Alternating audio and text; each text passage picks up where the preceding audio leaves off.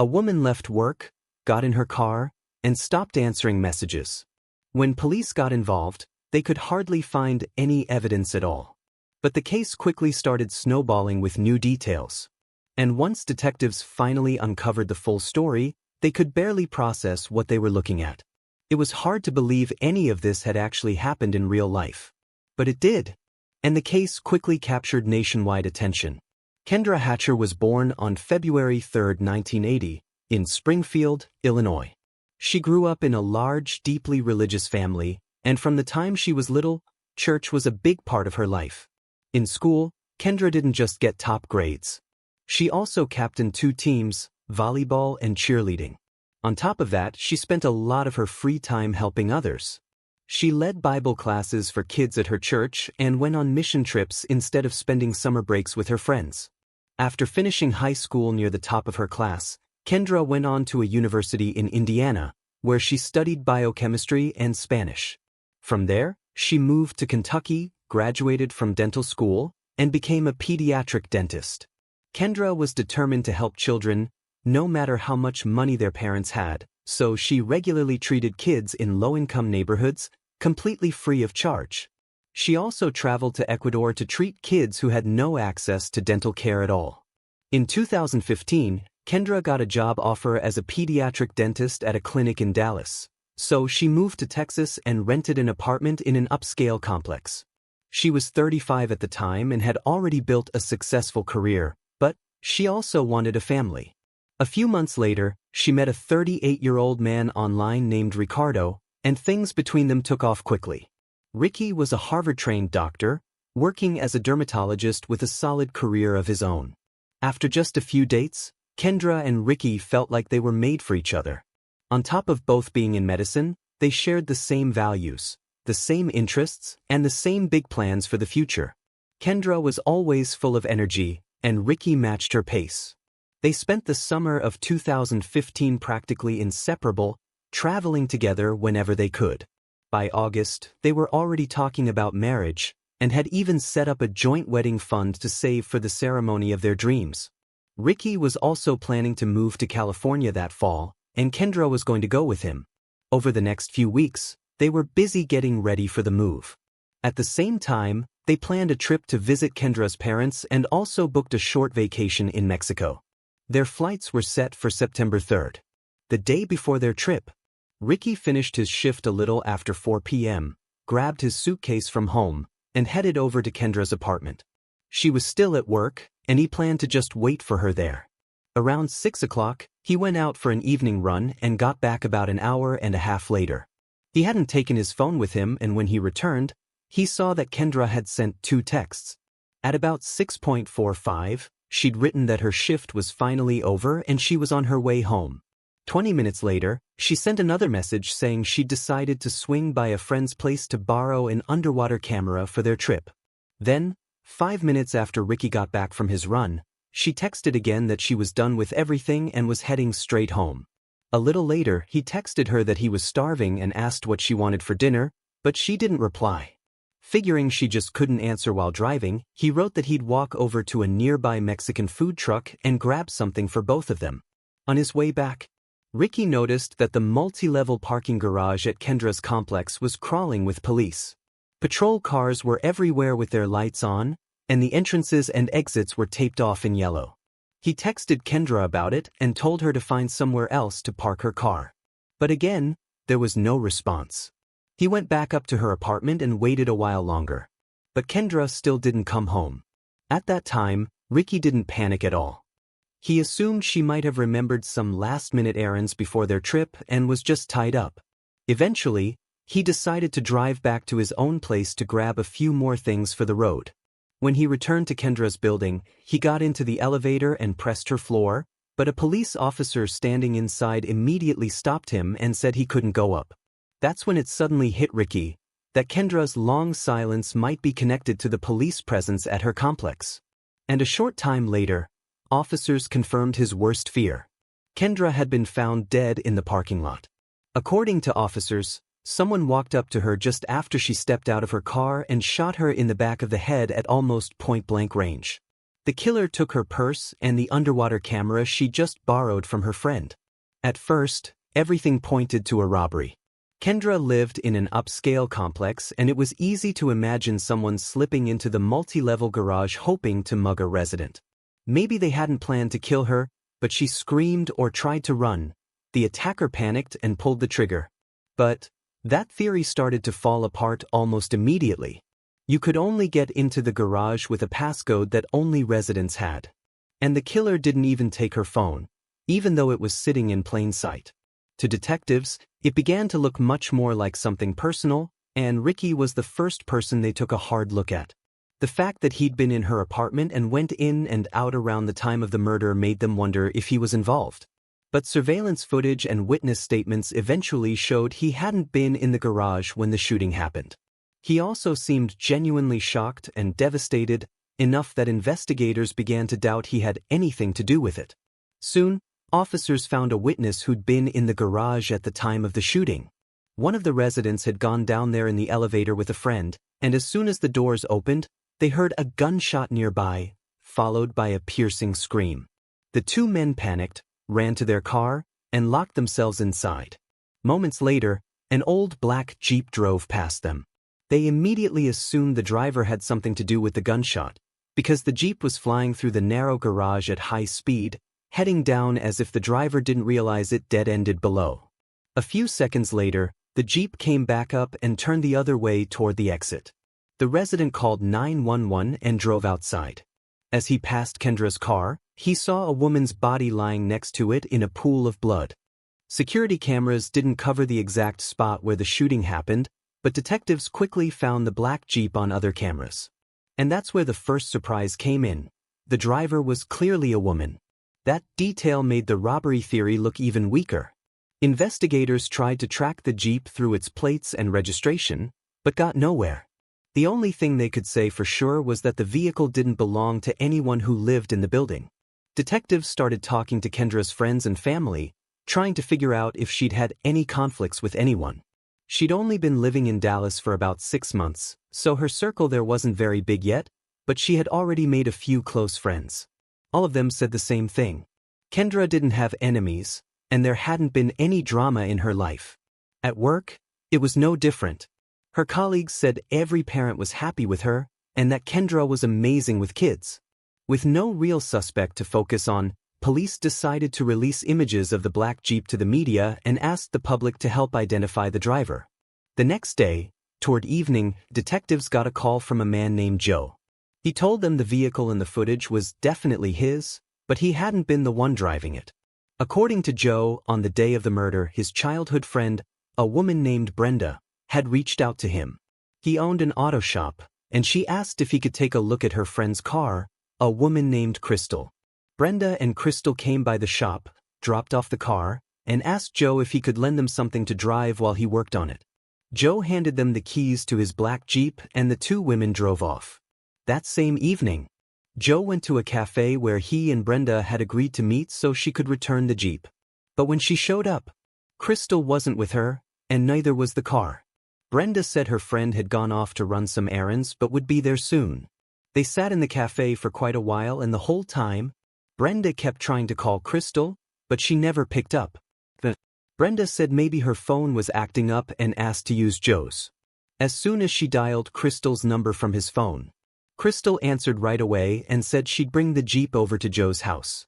A little later, they met there just like she'd promised. Crystal showed up with her young son, handed the car back, and she and Brenda drove off. Everything seemed normal. The next day, after Joe had already stopped thinking about the whole thing, he saw a news report about Kendra's murder and froze when he realized the police were looking for his Jeep. From the CCTV footage, it was obvious. That wasn't just the same model, it was his car. Joe met up with Brenda and told her he'd seen his Jeep on the news in connection with the killing, demanding an explanation. At first, she tried to convince him it was some other vehicle, but Joe was absolutely sure it was his. That's when she said Crystal had been the one driving and claimed she had no idea where her friend had gone, or whether she had anything to do with what happened. Brenda added that Crystal regularly used drugs and that day had probably taken his Jeep to pick some up. She also told him not to contact Crystal or the police, warning it would only cause serious trouble for him. On top of that, she advised him to hide the Jeep, or better yet, repaint it. Joe knew his car had been involved in a murder and was in shock over the whole situation. So at first, he didn't go to the police. He was scared he might end up in legal trouble himself, but the next day, he made up his mind and called 911. As soon as detectives got that information, they called Ricky and asked if he knew of any connection between Kendra, Brenda, and Crystal. To their surprise, Ricky said Kendra didn't know either of them, but he knew Brenda very well. She was his ex. And at that exact moment, while he was on the phone with detectives, Brenda was actually on her way over to his place. He and Brenda had met 3 years earlier, in 2012. She was 31 at the time, working as a dental assistant and studying to become a dentist herself. After a while, they moved in together and started talking about getting married. But, over time, Ricky felt less and less happy in the relationship. And by August 2014, 2 years after they met, he decided to break up with her. For Brenda, it was a heavy blow. She didn't want to let him go, and even took a break from school because she couldn't think about anything except their relationship. Still, she moved out and got an apartment in a nearby neighborhood. She also kept in close contact with Ricky, and he continued to help her out, since her salary barely covered rent. Sometimes he paid for her groceries and bills, and he even added her phone line to his own plan. Ricky had no intention of getting back together with her, though, and was actively trying to meet someone new. He just couldn't seem to find the right person. About 2 months after the breakup, Ricky decided to sign up for a dance class, and to his surprise, Brenda was there too. They got paired up, started talking again, and eventually, Ricky decided to give the relationship a second chance. But 6 months later, he ended up right back where he'd been before. He felt that they just weren't a good match. And this time, the breakup was final. Just like the first time, Brenda took it hard. But Ricky had no intention of getting back together and tried to keep contact to a minimum. That turned out to be easier said than done. He kept running into her all over the city. At first, he brushed it off. She lived not too far from him, so it didn't seem that strange. But after a while, it started to feel off. Wherever he went, Brenda somehow seemed to be there too. Later, Ricky met Kendra, and Brenda faded into the background for him. She was still on his phone plan, though, and he'd text her every so often, asking her to switch to her own plan because he was still paying for it. Each time, Brenda talked him into waiting a little longer. Eventually, he decided to cut it off himself and messaged her that he was going to shut her line down in early September, right around the time he and Kendra were planning their trip to Mexico. Now that police had told Ricky Brenda might have been involved in the murder, he was in a panic. After Kendra's death, he told all his friends and people close to him what had happened, including Brenda. She replied only the next day, offered her condolences, and asked how she could help. She even promised to bring him groceries, and at the exact moment detectives called him, Ricky was at home waiting for her to show up. Officers quickly tracked Brenda down at a library where she was studying for an exam, and brought her to the station for questioning. At the same time, detectives also located Crystal and questioned her separately. Brenda answered everything extremely carefully, as if she were afraid to give even a little more information than necessary. She said she spent several hours at the library the day before, studying for dental school exams, and then went to a cafe for about an hour. She even pulled out the receipt to prove it. Detectives realized she'd been at the cafe right during the window when Kendra was killed, which meant Brenda had a rock-solid alibi. Still, they weren't buying her story completely for a few reasons. Brenda couldn't remember the full timeline of her day, what time she'd woken up, how she'd gotten to the library or back home, or what she'd done with the rest of her time. But the cafe receipt, the one that covered the exact time of the murder, she produced instantly.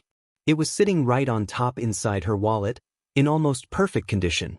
Detectives got the feeling she'd been keeping it ready, knowing she might have to show it to the police. And that wasn't all. When they checked her alibi, it held up. She really had been at the cafe. And physically, she couldn't have been the one to shoot Kendra. But, now that both Brenda and Crystal were at the station, detectives took another look at the security footage and realized something important. The woman behind the wheel of the Jeep looked a lot more like Crystal than Brenda. While one group of detectives was talking to Brenda, their colleagues were questioning Crystal. And that interview went a lot further. At first, Crystal insisted she didn't know anything and had nothing to do with what happened. But once they showed her the surveillance footage, she changed her story and admitted she was the one driving the Jeep. Only, she said, things hadn't happened the way the police thought. According to her, she was just driving around town with her young son when a man with a gun suddenly jumped into the car and told her to do exactly what he said. He supposedly ordered her to pull into the parking garage of an apartment building, got out of the car, and disappeared from view. A few seconds later, Crystal said she heard a gunshot. Then the man came back, got in, and told her to drive away. Detectives knew this didn't line up with reality at all. First, the surveillance footage clearly showed there was no child in the car. Second, they asked the obvious question: if this man got out and disappeared, why did you just sit there and wait instead of driving off? After that, Crystal changed her story again. This time, she said there had actually been a man with her named Lamar, and that Brenda had paid him $500 to rob Kendra and steal her documents so she wouldn't be able to fly to Mexico with Ricky. But, for some reason, he decided to kill her instead. Right after that, Crystal was arrested, but Brenda's situation was more complicated. Detectives spent hours trying to get her to crack or admit to anything at all, and she kept calmly insisting she was innocent. In the end, they had to let her go. There wasn't a single piece of hard evidence tying her to the crime, and they couldn't just hold her indefinitely. As for Lamar, Crystal claimed she'd never met him before that night and had no idea how to find him. Detectives went through her phone and didn't see anyone under that name, but one contact did stand out: Christopher Love. In the days leading up to the murder, Crystal had called him several times, including shortly before and immediately after Kendra was killed. Police got his address, secured a search warrant, and found a handgun in his home that matched the caliber used in the shooting. On his phone, they also found a photo taken the day after the murder, showing him holding $500 in cash. When ballistics came back, experts confirmed it was the gun that killed Kendra. Christopher was arrested on the spot and, at first, denied having anything to do with it. When detectives laid out the evidence, he admitted he'd been in the parking garage but claimed Crystal was the one who pulled the trigger. They kept pressing, asking why. If that were true, the murder weapon was in his house and not hers. After a total of about 20 hours of questioning, he finally told them what really happened. The plan from the beginning had been to kill Kendra. Brenda was behind it, Crystal was the driver, and he was the one who fired the shot. With two people now pointing the finger at Brenda, detectives finally had enough to arrest her. But they were in for a nasty surprise. They found out she'd fled to Mexico, and no one seemed to know exactly where she was hiding. The FBI put her on their list of most wanted women, and Mexican authorities joined the hunt. Even so, Brenda managed to stay off the radar for months. It wasn't until about half a year later that police finally found her lying low at a relative's house. She barely went outside and spoke only to family, which is why it took so long to track her down. Catching her, however, created a new problem for the U.S. prosecutor. He fully intended to seek the death penalty, but Mexico would only agree to extradite her if the United States promised not to pursue a death sentence. That left him with two options: walk away and let Brenda live her life in Mexico, or give up the death penalty and go for life in prison instead. It wasn't a hard choice. He agreed to drop the death penalty, and Brenda was extradited back to the United States. By the time Brenda was back in the U.S., a lot had changed. Detectives had spent months building the case, and the pile of evidence they'd put together painted a genuinely disturbing picture. Crystal, who'd been sitting in jail this whole time, agreed to a plea deal: 35 years in prison with the possibility of parole after 15. In exchange, she started talking. She said she was broke and desperate, so when Brenda offered her $500 to help with the plan, she agreed. As for Christopher, Brenda told him she had powerful connections to a major cartel, and that if he helped her get rid of Kendra, there would be big money and a huge supply of drugs waiting for him. According to Crystal, Brenda was completely obsessed with Ricky. After he broke up with her, she couldn't think about anything else and spent almost all her time tracking him. She'd gotten access to his iCloud, which meant she could basically see everything he did on his phone. On top of that, she got into his computer and even added his phone to a Find My iPhone app so she could see his location at any time. That's why Ricky kept bumping into her all over town. Brenda knew exactly where he was almost every minute of the day. She also read all of his messages, including the ones with Kendra, and she could see their relationship moving fast. Watching Ricky fall in love with someone else was something she just couldn't accept. About 6 months before the murder, Brenda started putting together a plan to get rid of Ricky's new girlfriend and walk away without police ever looking in her direction. At one point, she tried to talk one of her friends into helping.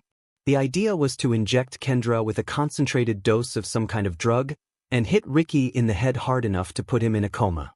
Brenda was furious that he'd chosen someone else, but she still didn't want him dead, just out of the picture. That friend later told police she'd actually considered it for a while because Brenda offered her $2,000 in drugs, but in the end, she backed out. Later, through that same woman, Brenda met her friend Crystal and quickly earned her trust. Over the next few months, Brenda talked about almost nothing but Ricky and his new girlfriend. She saved every photo of them from social media, studied the routes of their trips, and read all of their messages. From there, the conversations turned darker. The two women started discussing how they could get rid of Kendra, and Brenda kept throwing out ideas, from poisoning her to staging some kind of tragic accident. Then, they decided they needed a third person, someone who would actually pull the trigger. So they went walking around Crystal's neighborhood, which was known for being pretty rough, and that's where they ran into a local drug dealer named Christopher. He quickly agreed to take the job in exchange for cash and drugs, and even said he already had a gun. After that, they spent a long time following Kendra, learning her routes inside and out. Eventually, Brenda decided the best place to kill her would be the multi-level parking garage at Kendra's building. They started sneaking in by tailing residents' cars as they drove through the gate, using their entry code. They memorized where Kendra usually parked, and even talked about putting a tracker on her car in case she picked a different spot. Finally, they chose a day and set the plan in motion. Brenda went to one friend and asked to borrow his car, saying hers had broken down. He agreed, and Crystal and Christopher set out to do the job. But they quickly realized the car had some kind of mechanical issue and got spooked that it might ruin everything. Brenda returned that car to her friend and then turned to someone else, Joe, the same Joe who later came forward to the police. He lent her his black Jeep. Crystal got behind the wheel. Christopher hid in the back seat, and Brenda got out near the library so she'd have an alibi. Crystal and Christopher drove over to the clinic where Kendra worked and waited for her to head home. But she was running late, which wasn't part of the plan. Eventually, Crystal left the area, dropped Christopher off near her neighborhood, picked up her son from school, took him to her parents' place, then came back for Christopher, and together, they returned to Kendra's clinic. Before that, they'd put fake plates on the Jeep so it couldn't be traced. When Kendra finally pulled out of the parking lot, they followed her, but quickly lost her car in traffic. So, they headed straight to her building instead, waited for a resident to drive into the garage, and slipped in right behind them. Once inside, they found a spot to hide and lay in wait for Kendra. While they were waiting, Christopher wiped down the gun and every single round, then put on gloves. As soon as Kendra drove into the garage, parked in her usual spot, and stepped out of her car, Christopher ran up to her and fired a single shot at almost point-blank range. After that, he jumped back into the Jeep and Crystal tried to get out of the garage. At first, she accidentally drove down, thinking there was an exit there, only to hit a dead end. She turned around, made it out, and headed to a nearby town, where they wanted to get rid of Kendra's purse. Christopher had taken it so the whole thing would look like a robbery, another one of Brenda's ideas. When they got back to Dallas, they waited for Brenda's call. At that moment, she was sitting in a cafe with Joe, pretending she was trying to reach Crystal. But in reality, she was just stalling for time. Eventually, she dialed Crystal's number from Joe's phone, and her friend confirmed the job was done. After that, they returned the Jeep to its owner, then drove to Crystal's parents' house and burned Kendra's things in the backyard. It turned out they'd gone to that other town for nothing, failing to find a good place to dump the evidence. Afterward, Brenda paid them and said that if the police ever got close, she planned to run to Mexico. And while she was still off the detective's radar, she didn't miss the chance to comfort Ricky. She brought him groceries and acted like she was just a caring friend, looking after him in the middle of his grief. In the end, prosecutors had more than enough evidence on all three people involved, and the case moved to trial. First up was Christopher. In 2018, for his role in the murder, he was sentenced to death. Next came Crystal. She received the agreed-upon sentence from her plea deal, 35 years in prison with the possibility of parole after 15.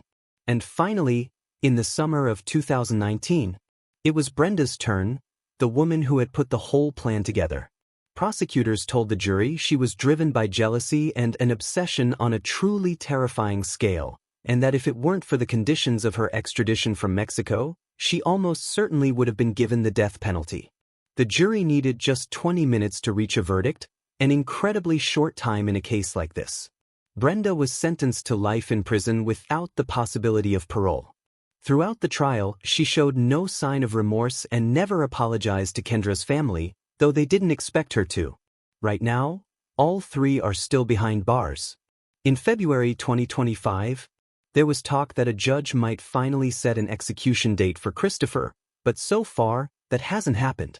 So, this complicated case eventually came to a close, but it left a permanent mark on everyone involved, because of how senselessly cruel it was. Even if you set aside the fact that Brenda was willing to have another woman killed simply because she'd fallen in love with her ex, there are still Christopher and Crystal, people who agreed to help carry out that plan for a few $100s, with zero regard for someone else's life. Share your thoughts on the story in the comments section and don't forget to press the like button if you enjoyed my video.